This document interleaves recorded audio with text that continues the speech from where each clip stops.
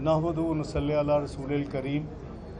आप सबको मैं वज़ीर आज़म पाकिस्तान सदर आसिफ अली ज़रदारी,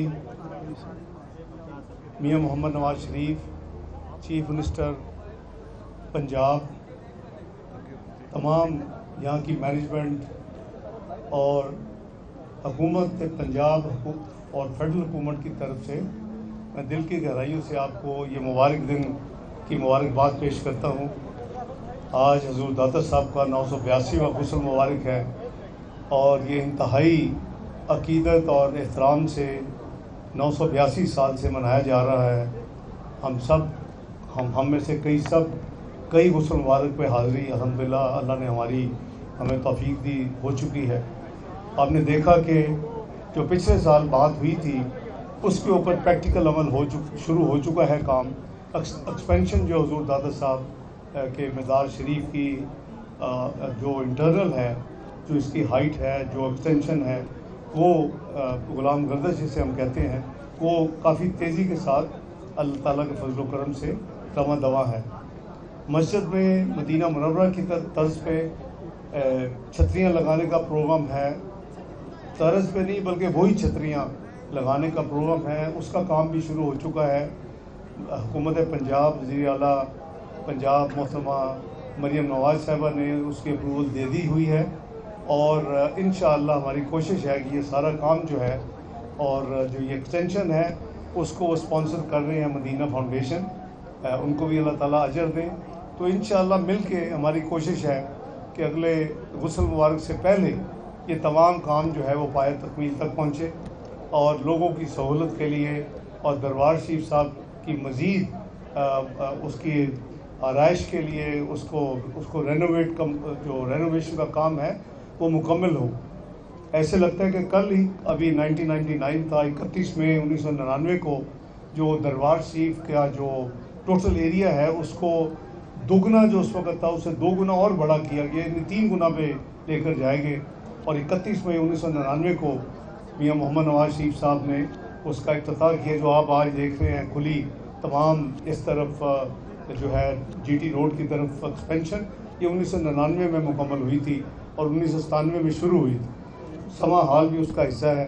तो अल्लाह ताला हम सब को तौफीक दें कि इन हस्तियों की दुआएं अल्लाह ताला के फजल करम से इनके सदक़े बरकतें और नेमतें रहमतें अता करे, पाकिस्तान को, पाकिस्तान की अवाम को, पाकिस्तान की हुकूमत को तौफीक अता करें कि मियां मोहम्मद शहबाज शरीफ दिन रात कोशिश में हैं। अल्लाह ताला ने आपको पिछले गुस्ल और उर्स के बाद इस दफ़ा जब हम मिले हैं तो एक बेपनाह कामयाबी अता की अल्हम्दुलिल्लाह। आपके हमसाया मुल्क ने जो अपनी एक यानी जंग शुरू की, वो हवाओं में भी और फ़िज़ाओं में भी उसकी बहुत बुरी हालत हुई और उनके 6 तैयारे 6 जेट फाइटर जिसे कहते हैं वो ज़मीन बोस हुए।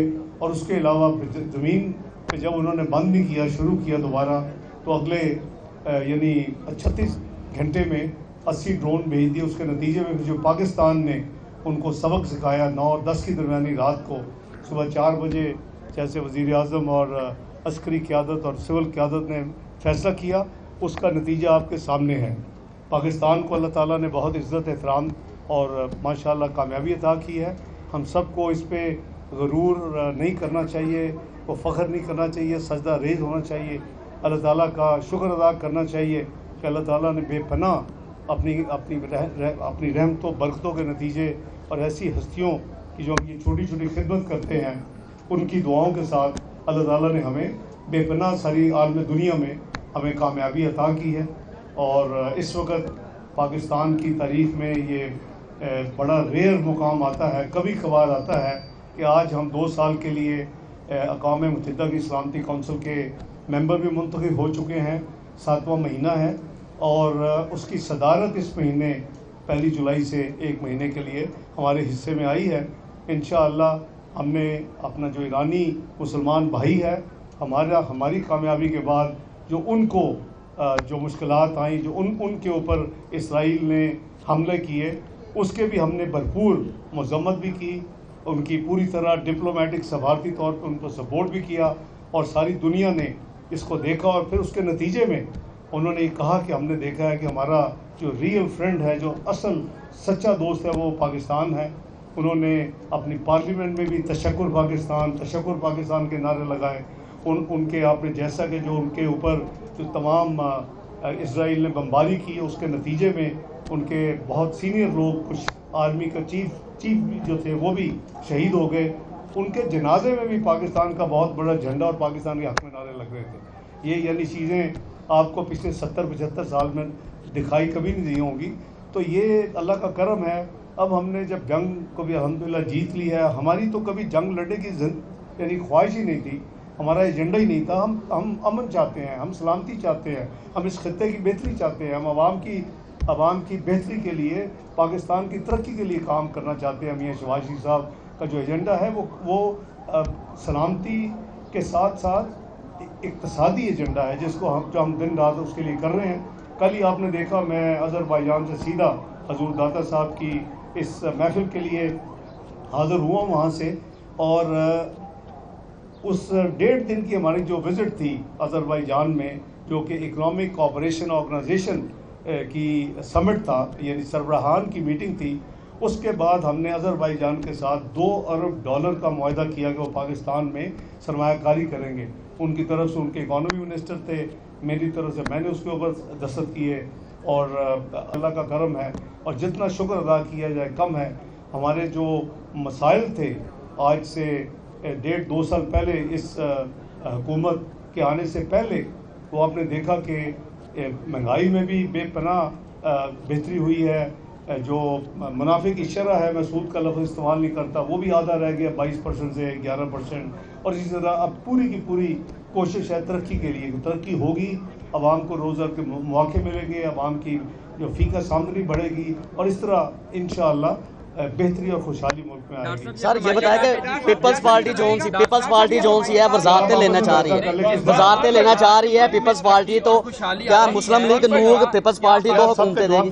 سنا جا سکتا ہے، پیپلز پارٹی وزارتیں لینا چاہ رہی ہے، کیا وزارتیں لے گی نون لیگ انہیں دے گی؟ کوئی اس طرح کی بات نہیں ہے۔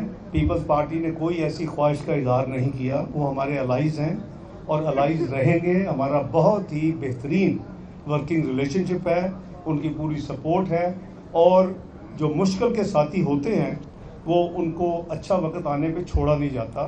یہ ہمارے جو قائد ہیں اور مسلم لیگ نون کے صدر ہیں میاں نواز شریف صاحب کی ہمیشہ یہی ہمیں ہدایت رہی ہے۔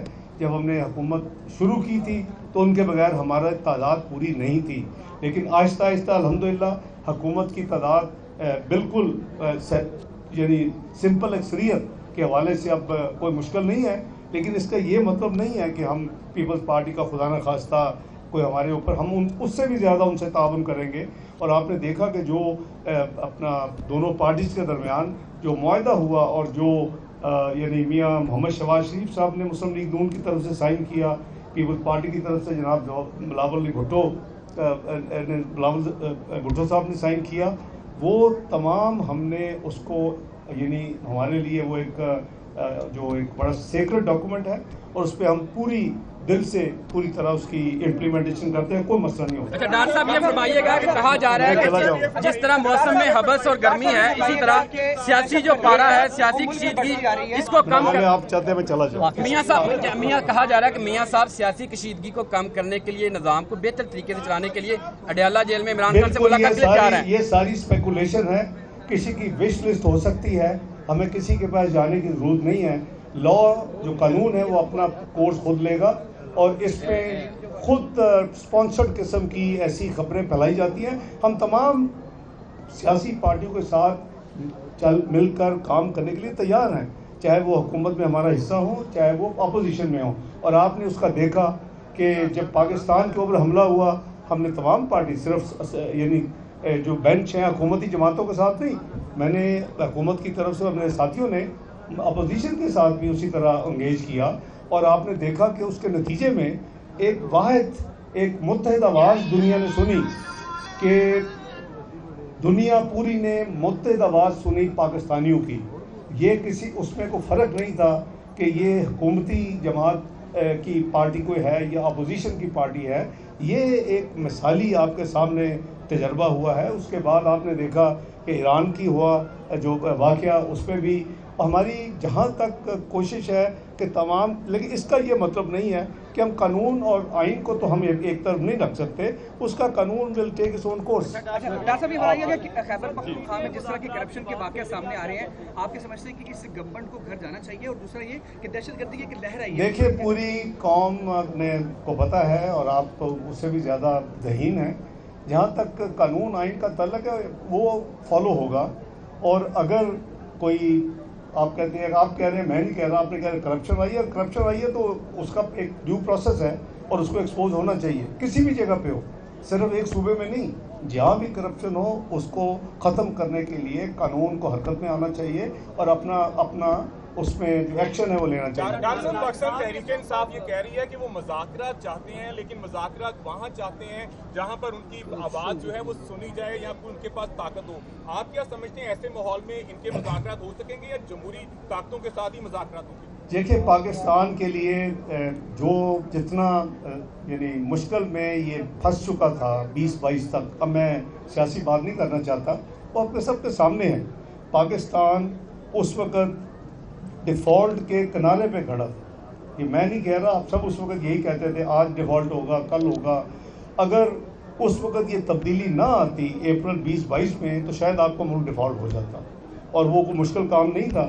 اب اس کو سہارا دیا پوری پی ڈی ایم گورنمنٹ نے, ہم نے بہت بڑا اپنا سیاسی کیپٹل کو ہم نے نقصان اٹھایا اس حکومت کو داخل ہونے میں, اس کو چلانے میں. لیکن اللہ تعالیٰ کا فضل ہے کہ اس تمام محنت کا نتیجہ یہ ہے کہ وہ ڈیفالٹ جو ہے ہوا میں اڑ گیا, اور آج اللہ کے فضل سے پاکستان کے جو وسائل ہیں زر مبادلہ کے, وہ 14.5 ارب ڈالر پہ 30 جون کو پہنچ چکے ہیں. خواجہ آصف صاحب نے کہا, بلاول بھٹو بھی یہ کہہ رہے ہیں کہ بھی خطرہ باقی ہے, کوئی خطرہ ٹالا نہیں ہے. خطرہ تو ہر وقت ہی ہو سکتا ہے نا جی, یہ تو کوئی ایسی بات نہیں ہے.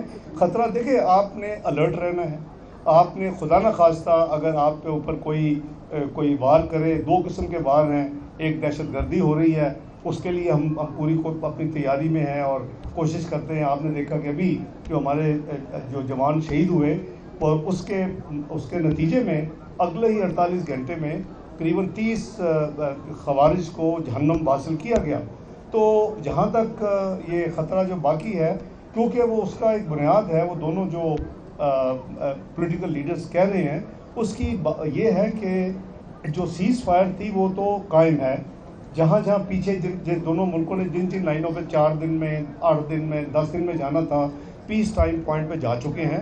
لیکن کچھ ان کی مجبوری لگتی ہے, ہندوستان کے جو سیاسی ان کے قائدین ہیں, تو وہ ایسے بیان دے دیتے ہیں. تو اس لیے ہمیں گھبرانا نہیں چاہیے. جس اللہ نے آگے پروٹیکشن کی, اللہ کے فضل سے بہترین کامیابی دی, اور تمام دنیا نے دیکھا, اور پاکستان کی اس وقت اس کے بعد جو دوبارہ عزت بحال ہوئی. آپ دیکھیں کہ ابھی صرف چند دن پہلے پاکستان کے جو تعلقات ہیں یو اے کے ساتھ, اور جو 12 سال سے قریباً 2013 میں ہوئی تھی, میاں نواز شریف صاحب پرائم منسٹر تھے, جو دونوں ملکوں کا باہمی اقتصادی جو کمیشن ہے اس کی میٹنگ نہیں ہو سکی تھی, وہ میٹنگ ہوئی ہے. اور اس سے سب سے بڑی جو اس کی آؤٹ کم ہے کہ اقتصادی تمام معاہدے, دفاعی ہر چیز, لیکن ساتھ ساتھ 2 قسم کے پاسپورٹ پہ شروع یہ ہوا ہے کہ اس پہ ویزا ختم ہو گیا. یہ کوئی چھوٹی نیوز نہیں ہے, یہ کوئی لوگ کہتے ہیں کہ یہ خواب ہے. تو یہ اللہ تعالیٰ کا فضل ہے کہ 24 جون کو میں نے اور پاکستان کی طرف سے, لیکن میرے ان سے مذاکرات قریباً 7-8 مہینے سے چل رہے تھے اس حوالے سے, اور وہ صرف ڈپلومیٹک پہ راضی تھے. ہمارا جو عام لوگوں کا ویزوں کا سلونیس ہے مسئلہ, اس کو بھی انہوں نے بہت بہتری کی ہے. اور میری یہ ان سے درخواست تھی کہ آپ ہمارے جو سرکاری جو بلو پاس ان کو بھی دیں, کیونکہ وہ کافی بڑی تعداد ہے, تمام MNAs, تمام سینیٹرز, تمام MPs, تمام سینئر گورنمنٹ آفیشلز, تو وہ بھی انہوں نے مانا. اور 24 جون کو جناب شیخ عبداللہ بن زائد, جو کہ ان کے ڈپٹی پرائم منسٹر اور وزیر خارجہ ہیں, انہوں نے میرے ساتھ مل کے 24 کی رات کو قریباً 12:30 بجے وہ سائن کیا, اور پھر میں واپس آیا. تو اللہ تعالیٰ کا فضل ہے, انشاءاللہ آگے بھی کامیابی ہوگی. آپ سے انشاءاللہ اس مبارک میں باقی باتیں ہوگی. بہت شکریہ.